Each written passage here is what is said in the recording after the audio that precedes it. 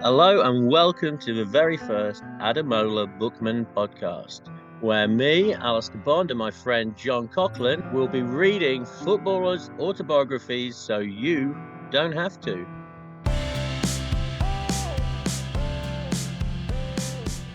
And with our very first podcast, we're starting out with the skittle vodka swilling, opposition fan taunting, England hero Jamie Vardy. Was he an England hero? Anyway, let's find out, I suppose.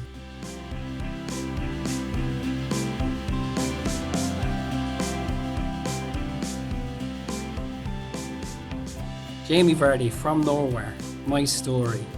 Released on the 6th of October 2016. Anything in particular about that date gives anything away about the book, Al? Is there something we should do? It was written just after the Euros, is that right? Well, I think more significantly, it was written just after Leicester won the league. Anyway. Oh, almost as if it's a cash grab, Johnny. So it was 5 months after they won the league, and I guess he'd just been in the 2016 England squad for the Euros as well. Golden memories. The ghostwriter was Stuart James, a Forest fan who himself, I guess maybe this is what made him a good ghostwriter, at least in from Vardy's point of view, was he himself was a former apprentice at Swindon, and he got let go. He was there for 2 years as apprentice, and he played professionally for a year. Did you know his name? It seems familiar. He writes for The Athletic and The Guardian. Stuart James doesn't ring a bell for me. But I think you're right about the player stuff, because I can't see Mr. Vardy getting along with some book nerd academic, can you? I don't think Jamie Vardy would care for a professorial type. Yeah, it had to be an ex-footballer. I'd love to hear Stuart James's take on what it was like sitting down with the great man for however long it takes. Like, what's the process, you reckon? They sit down for 2 weeks, gives some stories, and he's like, okay, give me a book. Is that how it works? I mean, I have to say, having read the books, I don't think it was 2 weeks worth of research. They sat down for an afternoon, maybe, had a coffee at McDonald's or something. How did the book come across? What were the reviews like? You beat me to my question, Al. Goodreads, 776 people, not insignificant. What do you reckon this got out of 5? Not what you'd give it, but what it got from those 776 people. Presumably the people reading the book are going to be Leicester fans, so overall positive. I would imagine it's above 4. Is it above 4? 4.24, which ill-deserved.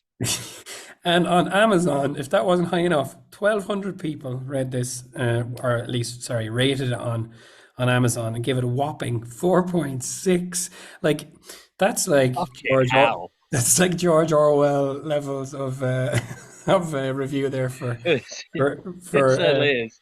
Anyway, yeah, it's a 9 out of 10 book, that, right? That's yeah. Well, folks, spoiler alert, it ain't. Yeah, well, not to dwell too long on the reviewers, but I wrote down a couple maybe to give us a flavor. I like this one. A review from Mike Vardy, who gave it 4 out of 5 stars. I'm going to read this one to you.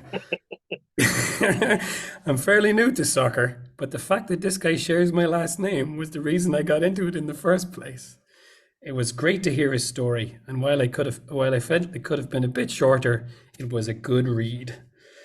Yes. It would have been much shorter. It would have been an introduction and over. I'll give you one more review. A 1 out of 5 review, because obviously you want to know the worst review. Sounds more like it. Vardy, whilst a fabulous player, comes across as a spoilt brat-like PL player, presumably Premier League. He really doesn't seem to have any redeeming qualities. A depressing insight into a typical PL player's life and mindset. If he set himself out to come across as a nasty character, then he has succeeded, in my opinion. There you go. Well, I mean, he does have some redeeming qualities. He's really very good at football. I mean, that's undeniable. Tell us what you thought of Vardy before you read this. I mean, Jamie Vardy's famously, I thought he might be a little bit of fun. I know he's famously antagonistic. I think Leicester fans recognise he's a fairly spiky character off the pitch. So I guess that's what I was expecting, is a fairly unpleasant character. And I wasn't disappointed. But you have those like Alan Smith comes to mind, the Leeds and the United, Man United, Alan Smith, and like the likes of maybe Tevez, those fellas who you absolutely hate when they're on the opposing team, but then when they're on your team, like an absolute hero. So, what's the view of? Is that how Leicester people see Vardy, or do they know that he's a total prick? They accept that. No, imagine if you're a Leicester fan, he's your absolute all-time hero, isn't he? I mean, not only has he scored a ton of goals for you, he didn't leave. He could have left a number of times, but he stuck around even after the championship. I mean, yeah, if I was a Leicester fan, I think I'd have a tattoo of him on my face or something. I mean, I'd absolutely love it. The first time I remember seeing Vardy was in that 5-3 United game. I suppose that's probably when a lot of people saw him. It was the start of Di Maria game, right? Yeah, absolutely. Yeah. I remember I was watching that as well. I remember it. That was when they just come up from the championship. It was at the start of the season. I was like, who the hell is this fella? And actually, he was like Tevez, because Tevez used to do, before it was in vogue, he was always pressing from the front. But Vardy was just a different animal. He obviously comes across as a bit of a bollocks, doesn't he? So, Well, absolutely. But once again, I don't mean to be too hard on him because, my goodness, I would have loved him to play for my team. Being yeah, a bit of a bollocks for my team, I'd absolutely have loved it. And he's a super player. Yeah, whip it like, and actually looks like a whippet as well. So got it all going on. yeah, he is. He's crazy quick, and he does know how to score goals.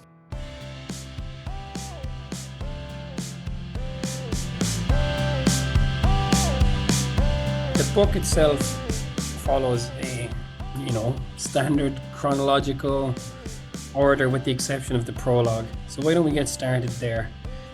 This is the Jamie Vardy's having a party thing. Isn't that a chant? That, Bring your vodka, bring your Charlie. They're watching Chelsea versus Spurs. The Battle of Stamford Bridge. Spurs need to win, right? That's what happens, right? Yeah. And then they're going at Spurs are ahead. They're 2 up, but Chelsea pull it back and it finishes 2-2. I think that's enough to win the league. But some of the lines is like, then you really have to do. You can't really blame Jamie for this. You have to question the ghostwriter. It's like this kind of prose. It's like, quote, we will have to come back and finish the job. Then this is like in the prologue. It's like, whoa, we're really getting off to an exciting. There's an insight into footballers' minds. Sorry, that's not even his line either. It's like, we will have to finish the job then, said one of the lads. Doesn't even bother to remember like who said this line in his like 5-page prologue. Another thing, one of the lads was in tears while another was just shaking his head. It's like, come on, give me a.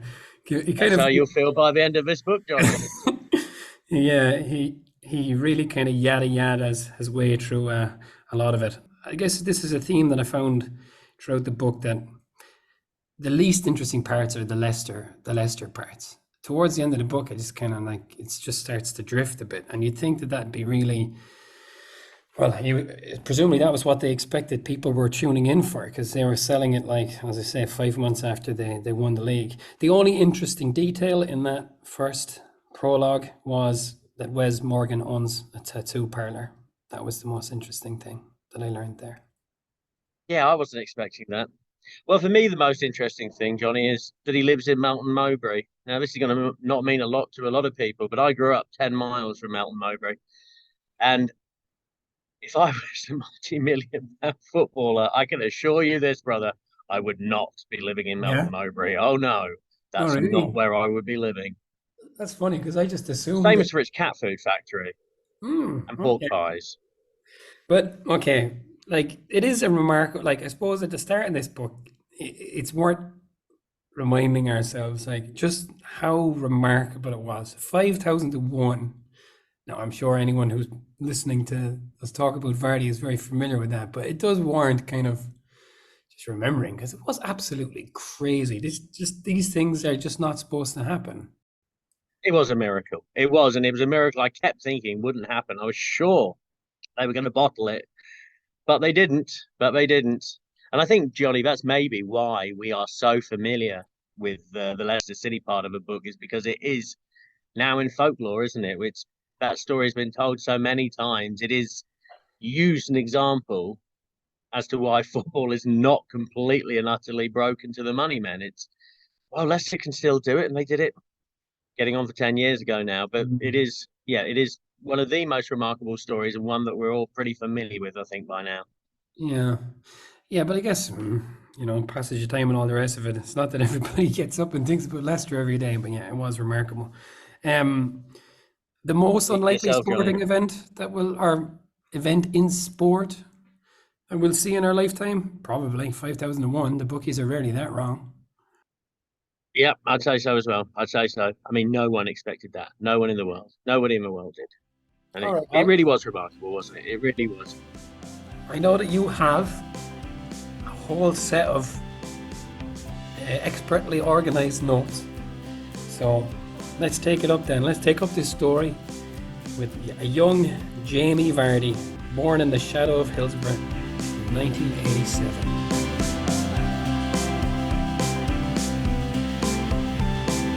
So, chapter 1, Blue and White Stripes, where Jamie goes on to describe how much he loved the Sheffield Wednesday striker David Hirst. There's not much to say about that, but I will say this. Normally, first chapters in autobiographies can be pretty dull. It's like a Oscar speech. First of all, you have to thank your mum and dad. You have to talk about how much you love your mum and dad and how much they've done for you and your career. Well, you don't need to worry about with old Jamie Vardy. He doesn't love his mum and dad at all. No, I mean, I think he mentions them once. Like, I don't look, mate, maybe twice. Dad did this, dad did that. But my goodness, not a word of thanks, not a word of love for the old parents. No. Anyway, Jamie Vardy, young man, loved Sheffield Wednesday, hated Sheffield United. He speaks warmly about his grandma and granddad, but there is very little to go on his parents. Very little indeed. Yeah. So he's let go when he's 16, too small. This must happen to an awful lot of people who have a lot of promise, really, just their whatever age they kind of grow at, there must be really common. But I suppose in terms of the Vardy story, the genesis, we don't get much. He gives a reasonably nice anecdote about playing football, head tennis with Di Canio and Benito Carbone. But the mention of Di Canio, of course, made me go back and watch him pushing the ref, which really was quite a fun thing. I mean, there's a couple of anecdotes about his primary school, if I can just dip into it. Unsurprisingly, Jamie did not like school, and I wasn't expecting him to. And honestly, it feels to me like the Ghost Rider was just trying to drag out of him some sort of story which could be relatable to people. So here we are. He had a maths teacher, Mr. Pemberton. He didn't hate Mr. Pemberton. He didn't hate Mr. Pemberton. Mr. Pemberton did a bloody times table thing on a crossword in a circle. Jamie refers back to this many times. It's astonishing how much Jamie Vardy refers back to his bloody maths teacher, Mr. Pemberton, who taught him basic times tables. Do you reckon that Mr. Pemberton existed? And if yes, was he actually the teacher of the ghostwriter Stuart James? That must surely happen in these books. Yeah, I guess stuff could be invented there. I would imagine that Mr. Pemberton probably didn't remember Jamie Vardy very fondly, would be my guess. I think the Ghost Rider was just looking for a teacher that Jamie Vardy didn't actively swear at or something. Yeah. He also mentions he enjoys going to soccer football matches, so he can swear unreservedly. Dishing out a few swear words was one of his favourite things he could do at Hillsborough and not get in trouble. You described him as looking like a whippet. He has a kind of face where I think he probably did get in trouble a bit. Looks like, yeah, I can imagine Jamie Vardy in the street being 15 in a tracksuit, walking up to me and asking me for a cigarette or something, and me saying, I don't have a cigarette, and then him calling me a pedo and trying to attack me. I'm being very harsh on him. Anyway, yeah, there's very little. We could probably fast forward through a lot of the youth stuff. What is interesting, and it's not that you never hear about footballers getting rejected, but it's like, he got rejected from Man United and then I signed for Wolves or something like that. It's usually that kind of thing. But so he ends up going to this Stocksbridge Park Steels in the 8th tier of English football. And at the same time, he's working in a factory making moldings for prosthetics, a factory called True Life. He's playing football and working, living, I suppose, a standard enough kind of life for whatever he is, 20 at the time. No, he goes to Stocksbridge when he's a bit younger because he plays in their under 18s and stuff, I think. The only thing really that stood out for me in this chapter was when he described slide tackling his colleagues in the factory as they were going about their daily business, piping hot molds out of the oven. And there goes Jamie leaving in a little reducer from behind. At this point in Jamie's career, he really had given up on being a footballer professionally. He just does truly love playing football. I mean, he's obviously good at it, but yeah, at this point in his life, you're right. He's just a regular teenager who's working a job, playing football at the weekends, and is a complete thug.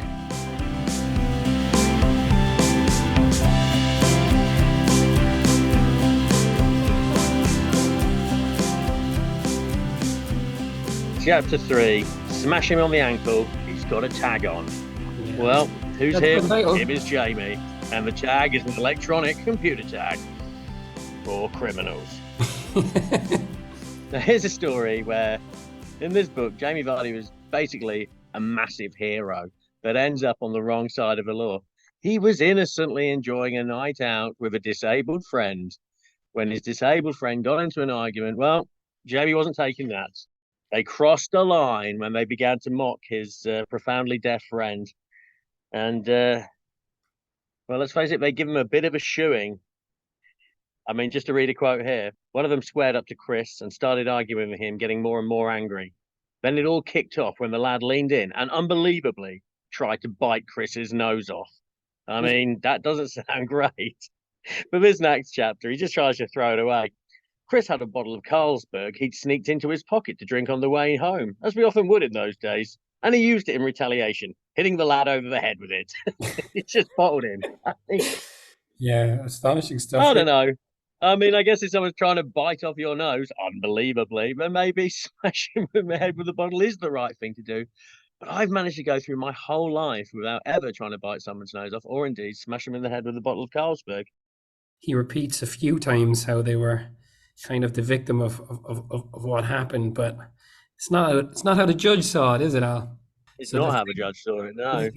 So we have four. Not at all. Fellows, four perps in this situation.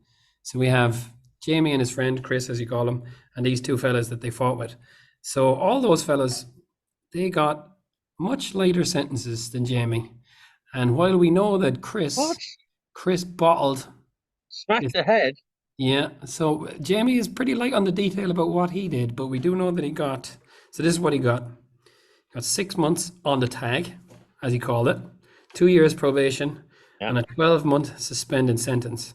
But most significantly, he didn't go to jail.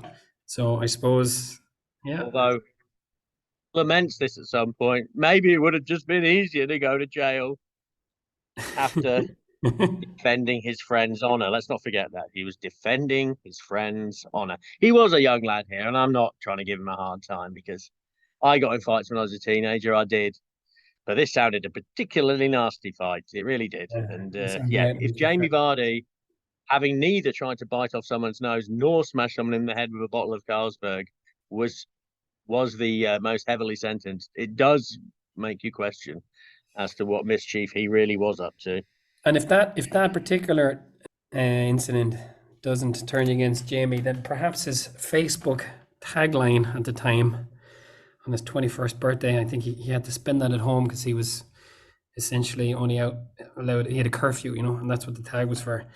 Do you have any recollection of what his tagline was, Al, on Facebook when he turned 21? I think I have a suspicion. Go on. He was 21. He was loving life, getting paid, getting laid. There you go. That's that made it into the book anyway. But you have to go on. I mean, who wouldn't want to remember that special moment, like pithy one-liners? He's a poet. It Um, rhymes. I think he could have, I think this was an opportunity. They're presented with a choice here in this book, and if they'd given us a bit more detail, he was on an anger management course. He really could have gotten into the internal monologue of Jamie Vardy at this point. Maybe that could have set it off in a different direction. But this chapter is also memorable for one other thing, Al, and that's when we meet the in-betweeners. That's right. That's You're right. gonna love these lads, folks. I'd say top This band is what selection. this is what Jamie Vardy's wife Rebecca dubbed his close group of friends, the in-betweeners. A bancy bunch of lads, like dressing up and the likes. So he's gotten off. He's off the tag, I think, at this point. He did have one nice story where he was where he had to essentially, depending on where their games were, he would or would not be able to go depending on how far it was and how close it was to the curfew and all the rest of it.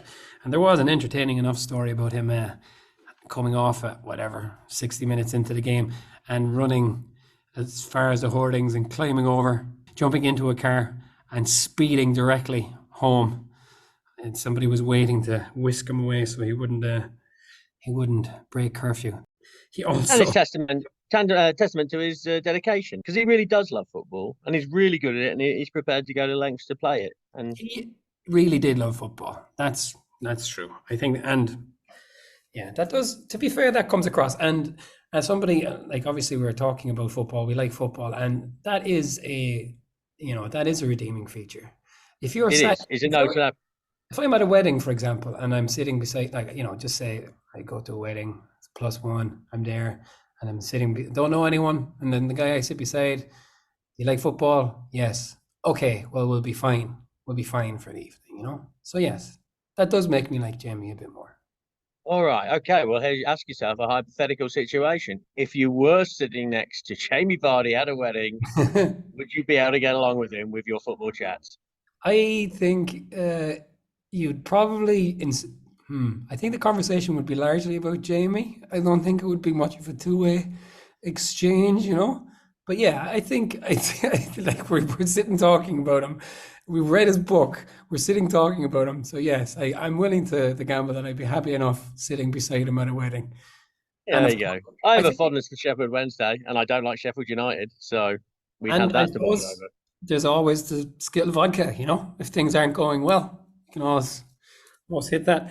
Another incident which he gives very, very sparing detail on is when he got glassed in his local. Now, he just says he was just hanging around and then suddenly he was glassed. Now, it doesn't fall to me to question our protagonist, but did you believe him? Sure, he was innocent, Johnny. Jamie, he wasn't doing anything wrong. He would never. He was just a sweet, innocent young man in the wrong place at the wrong time. So many times, Jamie Vardy's in the wrong at the wrong time. I mean, a lot. Could be the face again, as we said, but he nearly lost an eye. So whatever about the incident, the brush with the law, which obviously could have put paid to his footballing aspirations, I think losing an eye would have been the end, right? I don't know if there's many that come back from that kind of thing. Let's draw a veil over this chapter and just leave it with this quote. I'm not the sort of person to take a step back, and that doesn't mean I can't handle myself. It's more a case of thinking, what's the worst that can happen? You get sparked out, or to borrow another phrase, chat shit, get banged.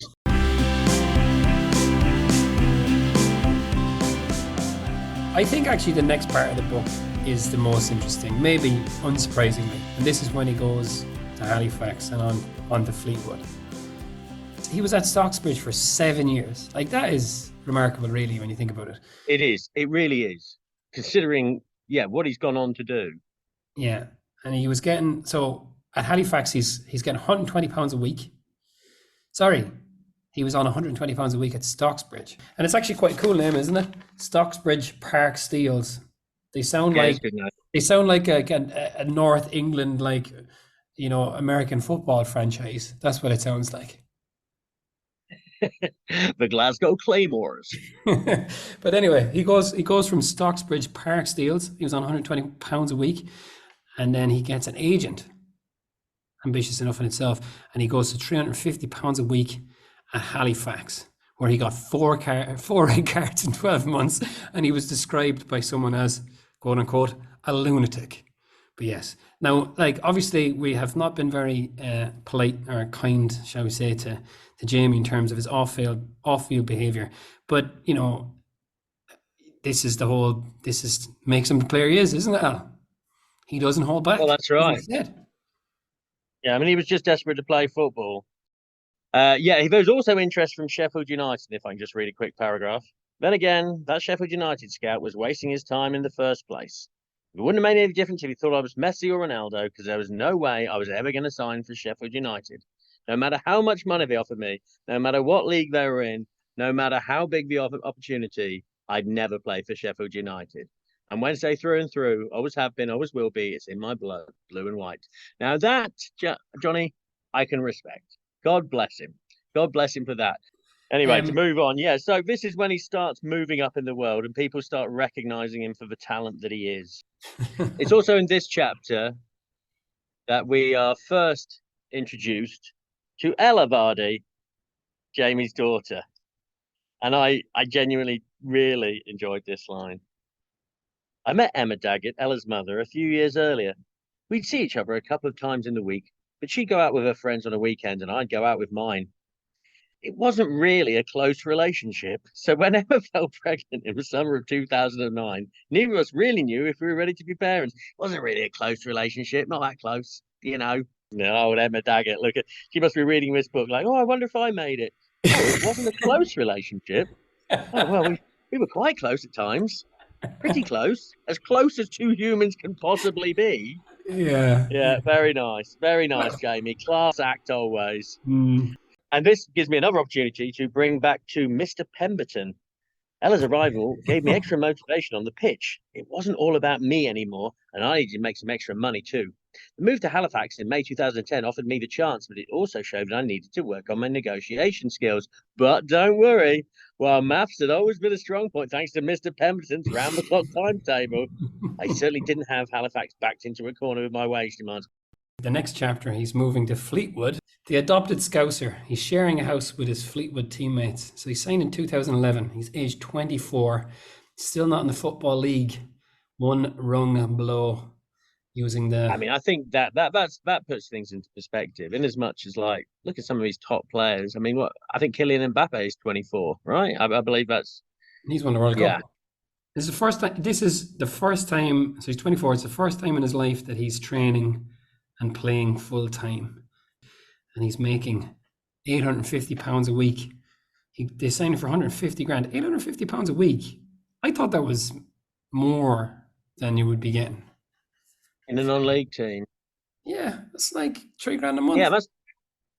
Yeah, it's 10 years ago as well. Yeah, it's not terrible, is it? I suppose you're not going to be saving very much, but not bad. No, but I mean, it's definitely, it's not bad for playing, lower league football. But then he got bought up for 150 grand. I wonder what other people are on contracts like Halifax. I bet we're not on a fraction of that. Really, 150 grand. Yeah, he did go on about how this was a record fee, blah blah blah. He also he does talk. Maybe this is true of all football books. He does talk a lot about cash, and another thing he talks a lot about is bants. He talks in this chapter about going into his chief executive's bedroom while they were on some trip and turning the place upside down, and then meeting the chief executive later in the lobby. And the chief executive said something about how he'd done a crap job of tearing his room apart. So he went back. He went back again, but with shaving foam. Well, I've got no sympathy with the chief executive at this point. Honestly, it's a red flag to avoid. You didn't do a very good job there, did you, Jamie? Yeah. Well, how will Jamie Vardy react to this? All of that aside, this is when we start to see the big time. He's on his way to the big time. Leicester and Southampton offer £1 million for Jamie Vardy, but he's been bought for 150k, and this this owner of Fleetwood has his eye on the Football League. They wouldn't let him go. It was during the season, and he refused to play a game. Do you think? Yeah, a little tantrum. Yeah. Do you think he'd do the same thing? I can imagine he's frustrated. He doesn't want to play Forest Green in case he gets injured. But he's not selfish. Goes at pains to point that out about himself. He'll always do the best for a team. Yes. I mean, I understand him here. I do. I mean, of course, you get the opportunity to go with big money into a proper league, you're going to want to. But equally, they spent the money on him. They took the risk. It's one of those football things. You're a footballer under contract, and that's how it works, right? So yeah, well, he is humble, if nothing else, as he points out when he says that he earned the nickname God while playing at Fleetwood. Do you think Cantona felt the need to, like crowbar that into his book? Or Robbie Fowler, or Or- Letitia, all players that he Yeah. considers himself equal to. Also, in this chapter, it just gives us the opportunity to see that the fact that he produced his autobiography at the age of, what, 27, 28 when this came out, there's not much to tell. There's this rubbish story about how he plays football, he passes a 50p to his teammates. It is the worst story, and it's Yeah. meant to be funny. It's like a page-long story about him passing 50p's about to his teammates in a game. Sometimes he runs out of things to say. So here we go. Now we're like, okay, this is really when you think the book is going to take off, right? Because he signs for Leicester. First million Here we go. non-league player. Did you know that? Would you have known that if I'd asked you? I don't think so. Yeah. So he's on $8,000 a week now. That is a tenfold increase. You can really see Mr. Pemberton's influence throughout this book with his focus on maths and sums. You really Absolutely. He was on That's how he got that money. $8,000 a week, $2,000 a week bonus. He didn't really say what kind of bonus it Some was. sort of loyalty bonus, but it's Yeah. just bullshit. But tenfold increase. Okay, $10,000 a month. Now it's like, okay, now we're in the big time for sure. So that's $500,000 a year.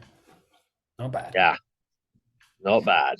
But then the other side of it, something that struck me, right, is like obviously we know that, like obviously his world has changed, right? And then there's this passage where he says he dived in a match against Blackpool, and people were giving him abuse on Twitter, saying that they wished that he and his daughter died of AIDS. Football fans really are a fairly fucking horrible bunch, aren't they? Oh, they're just. I mean, it's got to be kids, right? It's got to be kids, dude. Surely.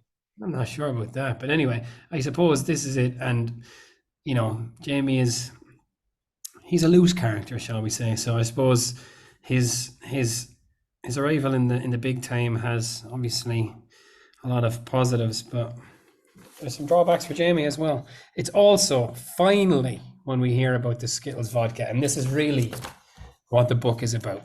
Tell me, Al, what is Skittles vodka? Do you want to? Yeah, well, Jamie, he had a big bottle of vodka. They just kept putting Skittles in. Apparently, the Skittles would then dissolve. So he'd just keep adding more and more and more Skittles to this bottle of vodka. And then he'd take a sip of the vodka. Guess what it tasted like, Johnny? Go on, tell me. Skittles. It tasted like Skittles. And basically, that's what Jamie Vardy is most famous for in the world. Not his championship win, not his hundreds of Premier League goals, not Wagatha Christie. It's bloody Skittle vodka. And he seems fairly happy with that. So good for him. Like, what's obviously a fun thing about reading any of these books is watching, the interesting things that happen in a sporting sense or in a criminal sense when it comes to Jamie, as we'll see in a little while. The videos on. So I had actually recently, nothing to do with this this book. I had watched that last few minutes of that playoff game, that the Troy Deeney goal for Watford. Oh, Watford, absolutely. I've watched that 100 times. that is something else. And so what was interesting is that kid Knockhart who got taken down for that penalty. So so what happens? Okay, they're drawing at the end, 120 minutes played. It's the playoff semi-final, is it? Or is it final? Playoff semi. And so this Knockhart young kid goes through on goal. He definitely dives undoubtedly dives. I looked at that a few times and wins a penalty. But the interesting thing was he wasn't supposed to take the penalty. He wasn't the penalty taker. But he insisted on taking the penalty, missed it, and then Watford go up the other end and score that goal, that Troy Deeney goal. And okay, obviously you've read this book, so it's cheating just to pretend, but would you have been able to tell me who was on the bench for that game? I do know that. I've always known that. That was one of those famous things. Go on, But tell me. Let's see the full extent of it, though. Three future England internationals. Who are they? oh bugger! All right, so there's Vardy J. Yeah, There's a certain young man you may have heard of, H. Kane. Who's the third one? Drinky. Oh, Drinkwater. Yeah, Drink It's there as well. like for bright and fast, isn't it? Oh, Danny Drinkwater. Yeah. He gave a lot of credit to Pearson and the shaky Shakespeare because he had a real crisis of confidence. This was the only time really in the book that we got into Jamie's head. He wanted to go back to Fleetwood that year. He was having a crap. Yeah, that's how they frame this chapter, right? It starts with him like, "Oh, I want to go back because I'm not cutting the mustard," but eventually the mustard gets cut. Yes. But he's not into everything. We were asked to meet with a psychologist in the 2012 and 13 season. Not for Jamie? Guess what? Not for Jamie. Not Not for him. No. There's just no. But there isn't a hidden layer, is there? There's nothing underneath. I don't think going on with him. Yeah, but okay. So, all right. There's the next chapter 7. The proposal is about when he meets his wife. Maybe you want to tell us about that. I have a feeling you're going to have some strong views.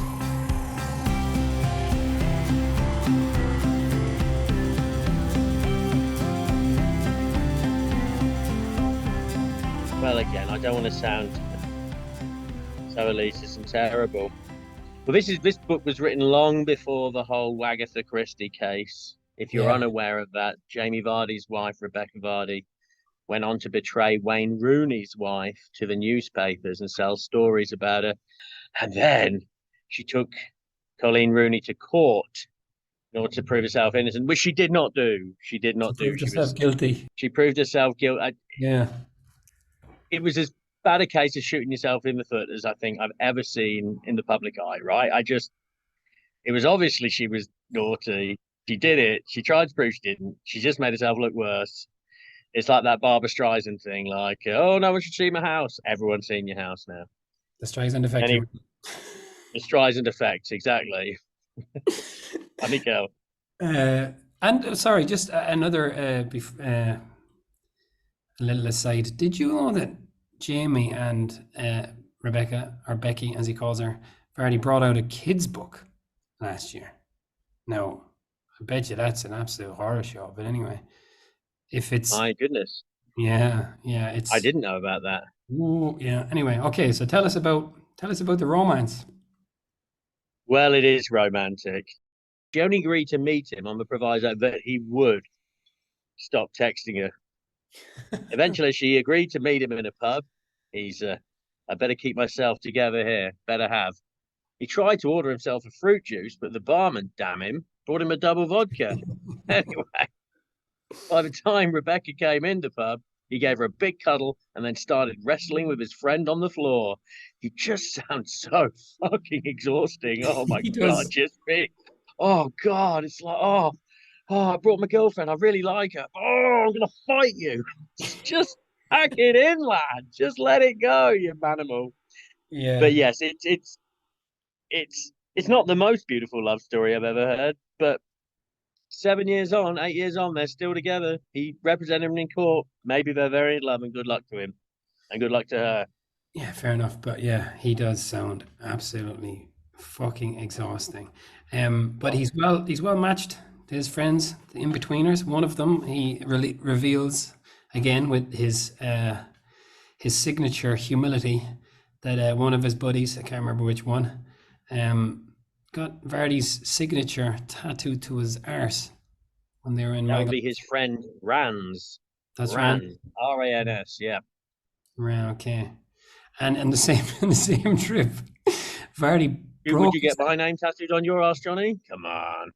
If you had just signed for Leicester and you were just promoted to the Premier League, then I suppose I would consider it. I All wouldn't. right, on that I would, proviso. All right, well, back at you, lad. When you sign for Leicester City, I'll also yeah, get your name yeah, tattooed. I'll get it tattooed on my face, dude. okay, yeah, yeah. On my neck. So I guess maybe it wasn't a state secret or anything, but Vardy had that cast that season when they won the league. Did you know what he had done to his hand? Oh, I mean, I didn't at the time, but this was the old punchy punch machine in a. He broke it on a punching machine. Of course it is. Of course it is. I mean, of course, Jamie Vardy could walk past a bloody punching machine without absolutely knackering his hand. Of course he did. Like, You can imagine. I bet he fed hundreds of pounds into that machine, punching it away like a chap. Yeah.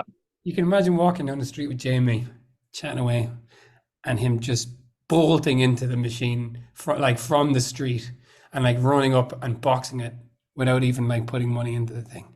The other thing here, and this was one of the things that made it into the press around the time of the launch of this book, which again is maybe a sign of the amount of intriguing detail in the book.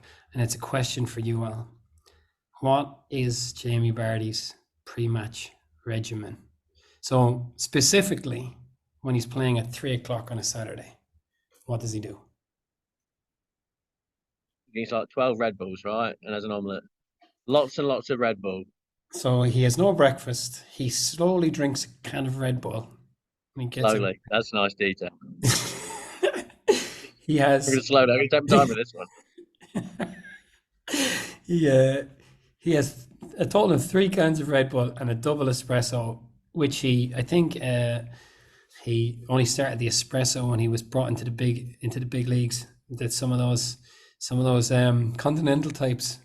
But yeah, so 3 cans of Red Bull, a double espresso, and a ham and cheese omelette over the course of the morning and lunchtime. Like, no wonder he is an absolute fucking, like, he does seem like he is a fucking lunatic. And 3 cans of Red Bull would, that would send really anyone off. But Jamie Vardy on 3 cans of Red Bull, fucking hell, man. So I suppose, yeah, this book, right? This is a series of essentially fairly juvenile antics set against this amazing background that they really failed to kind of tell very well. So another Bants alert, which this was funny enough, to be fair. He went on a trip to Thailand on a pre-season tour, and he stole the hat off of Leicester. I think he was a staff guy or a coach, and he threw it in the sea. But then your man was furious because he climbed Mount Kilimanjaro. He's like a moi on Alan Partridge. I'll throw it in the sea. There you go. There you go. Exactly. Yeah.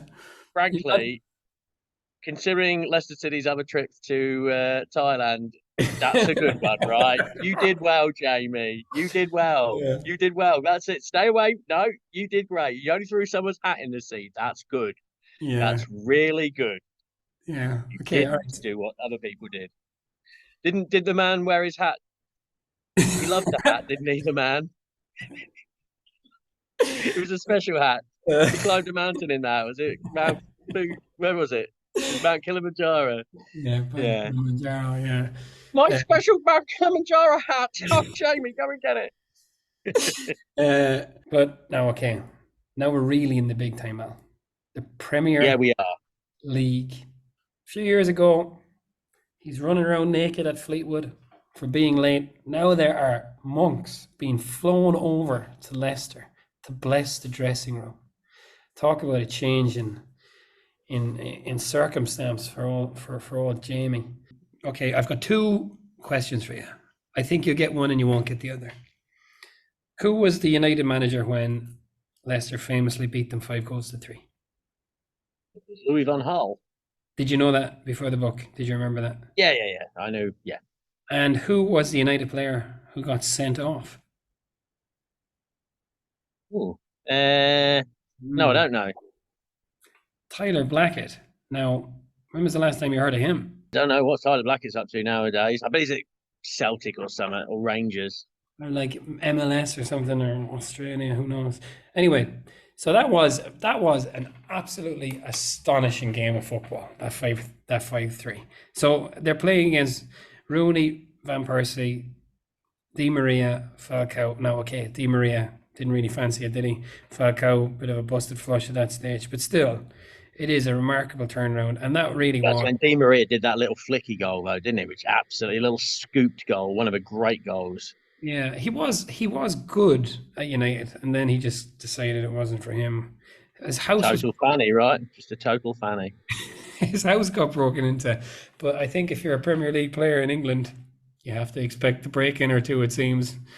But yeah, wasn't there that moment when, what did Vardy do? He kind of chased somebody down.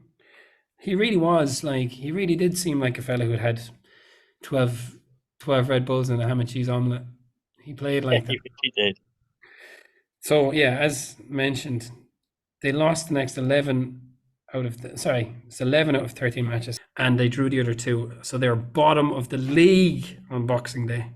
Do you think that so you mentioned Pearson and what his son got up to when they were next in Thailand. What do you think Pearson thinks of his son, or what was the conversation around the Pearson household, do you reckon, the year that Leicester won the league? Yeah. No, it must have been a very frosty place because it was all so completely unnecessary, wasn't it? But yes, so I can imagine he's very cross. And yeah, poor old Pearson never really found his way back to the big time, did he? I mean, last I knew, he was manager of Bristol City, but I don't think he is anymore. So I think, yeah. So the son and 2 other players who I think are also never really went anywhere, involved in sex tape, and that was what put paid to Pearson's time at Leicester. But one thing here that I did enjoy, and I suppose this is what you want from football books ultimately, is he really hated Cambiasso. He really had no time for Cambiasso. I've got to tell you, that's part of a book I enjoyed, very much. Like, at least, but I thought he was Billy Big Bollocks, didn't he? Like, yeah, I'd like if he went into a bit more detail of why he found him to be such a prick, but he did think he was a prick. But that was the end of it for Cambiasso. Leicester stay up, which again, like, okay, everybody knows Leicester won the league, but they just squeezed back into the Premier League just to be around for it. That in itself is remarkable, you know. They were responsible for one of my greatest ever moments in that end of season. In my fantasy football team, I had 3 Leicester City players when they were having their revival. I got 109th highest score in the world with 3 Leicester City players. Did they send you like a kind of a plaque or anything when you get 109th? They didn't send me anything, Johnny. Send you nothing. Christ alive. Unbelievable.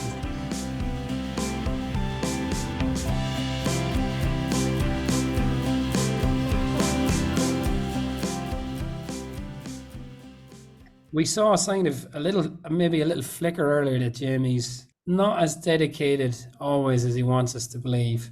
So he's been at pains to tell us what a big football fan he is, what a big football man he is. And he gets the England call up. Actually, looking back at the players, England are a different team now. These are the lads that were injured for England. Ricky Lambert, Daniel Sturridge, and Danny Welbeck. Oof, it's poor enough, isn't it? So I guess Sturridge was all right at the time. Vardy and Charlie Austin get the call up because Harry Kane was in the under-21s. But anyway, he wanted to shy off. He didn't want to go. He was going to just make up an excuse and say he was injured or something. Can you imagine that? Yes, it's astonishing. I mean, maybe a genuine little bit of a self-doubt there.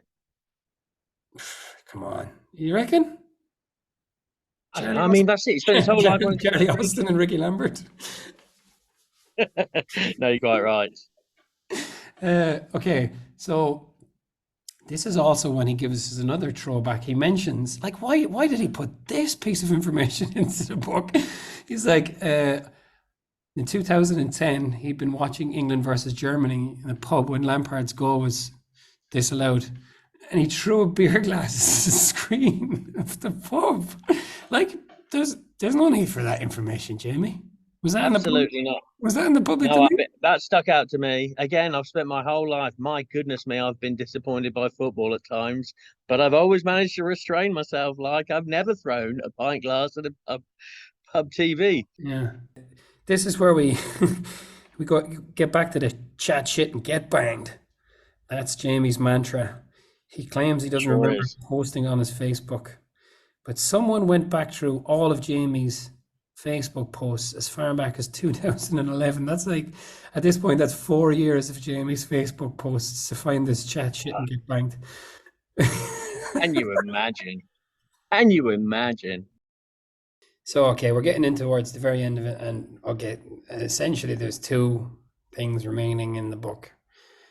Claudio's there. He loves Claudio. Leicester win the league. But then, of course, the other is, in a way, more interesting. And that's the racism. Racism. Yeah. So, you hadn't seen the video of this. I hadn't, but now I have. It's pretty bad, isn't it? It's not pretty. So, yeah, he's in a casino and he starts racially abusing a young fella who was around the table, essentially.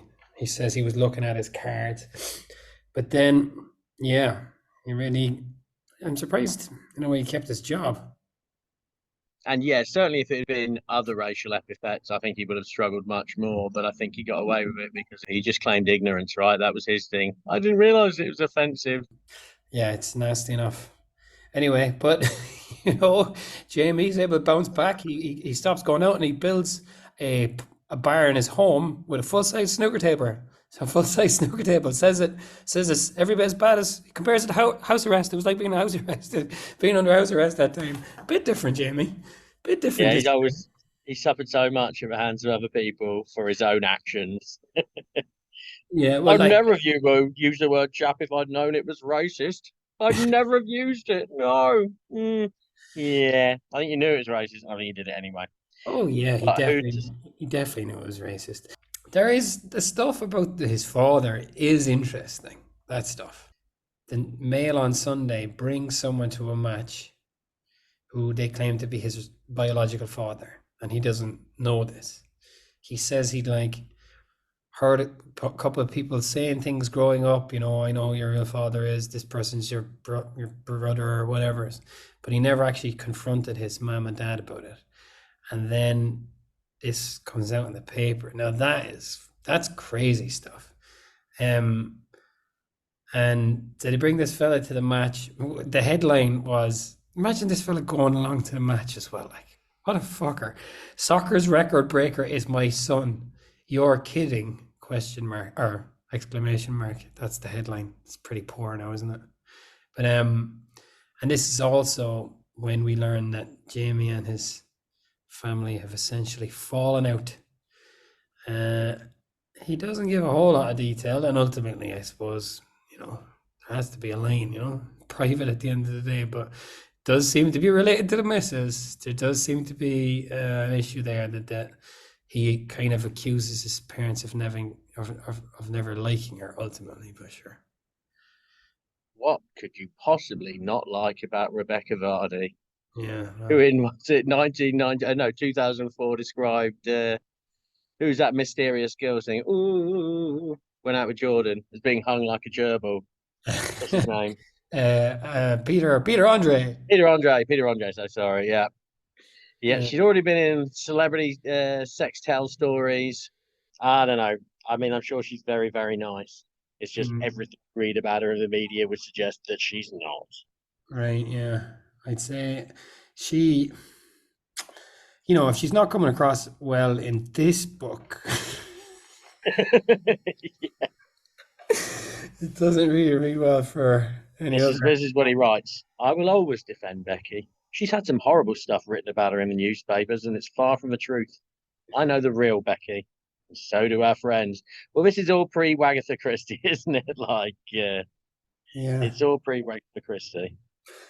But yeah, anyway, that's the racist firestorm, and he bit like maybe Lance Armstrong. I think the thing that annoys him most is probably that he got caught, because ultimately this is what torpedoed the movie that we all wanted to see, the Jamie Vardy story.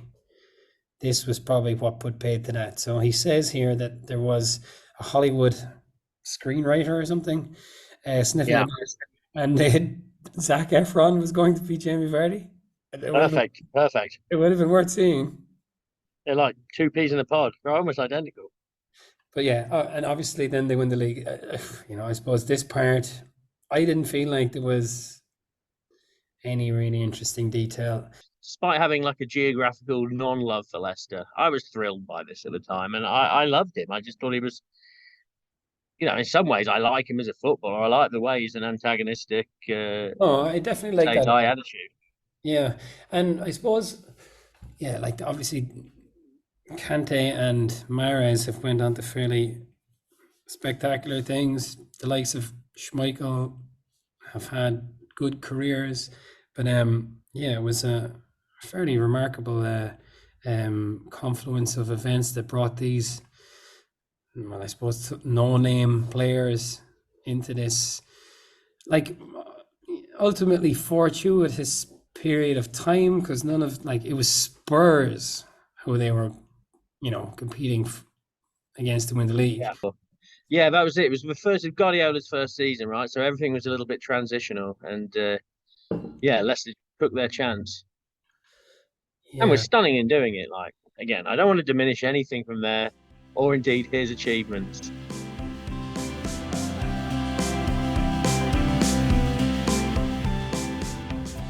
Go on. What do you reckon? How how many bottles of Skittles vodka out of 5 would you give to the Jamie Vardy story? I give it 2 bottles of vodka out of 5. I enjoyed reading it. At the end of the day, I read it in 2 days. It's a very slim volume. There's like only 270 pages, and about 130 of those pages about his maths teacher, Mr. Pemberton. So brevity, that's what you look for in a book. Brevity. Well, I mean, it's better to be a boring short story than a boring long story. And it's not even a boring story. It is a good story. If Jamie Vardy were to write an autobiography now, I think could be absolutely fascinating. Where you don't have to stretch out the less interesting things. Where I don't have to hear about stupid 50p piece games, or like him just having an argument with a man because he was right. Where he could actually write about these things. He's so much more to write about now. I think there is a great story in there, Well, but this is unfortunately, not he's it. moved into the world of children's literature, so I guess we might be denied the next installment of the sequence of Vardy books. It's an amazing story, poorly told. Ultimately, isn't it? That's what this book is, and it limps over the line. I had actually written 2 bottles of Skittle vodka out of 5 as well. I would have called it unvarnished, the Jamie Vardy story. That's what I would have called it. And That's a good name. I think they should have really, really gotten into the nasty side of him, but then tried to talk about how winning the league made him a better person. Well, that's right. I think, yeah, if he were to write this book from no longer being a footballer, then you could be more honest about himself. But at this stage in his career, he was still an active player, still had years ahead of him, and I don't think he could afford to be that truthful. It just No. does strike me as a complete cash grab. He was incredibly famous at this juncture. They really were going to make a movie about him until they read the bloody book and were like, "Christ, there's nothing." But yeah, I would say 2 bottles out of 5, and that's probably enough of the Jamie Vardy story from Yeah, us. I think I safely say, folks, if you're listening to this, you can give this book a wide berth. You don't need to read this one. This is not a good book to read. Yeah. I like, if you're a Leicester fan, you've probably read it. Yeah, So then no one else should read it. that's exactly right. Yeah. Anyway, that's it. So thank you from the Well, Ademola thank you very Bookmen much.